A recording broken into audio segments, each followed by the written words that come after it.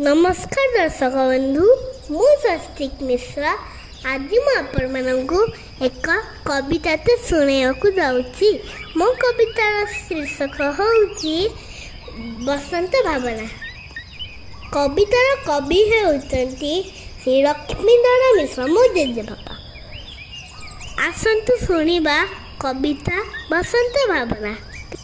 दक्षिण दिकु आसिला बा बहिला धीरे धीरे शीत हेमार गला पड़ाई बसंत ऋतु दरे न थाए शीत खरा प्रकोप बरसा टिके आसे फागुन चैत्र दुईटी मास धरणी माता हसे कणे पट विकसिकड़ी दिश ही शोभा तड़ू हिर समीरे कुसुम बास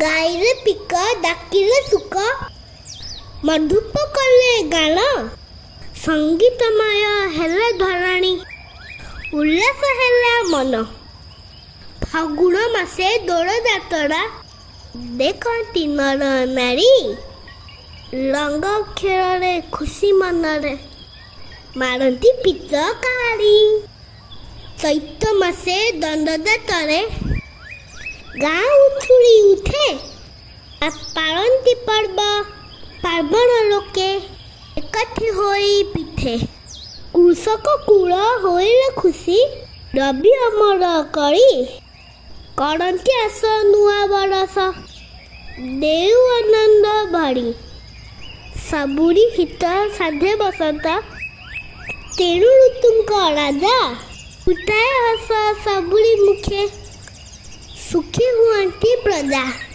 धन्यवाद। जय जगन्नाथ।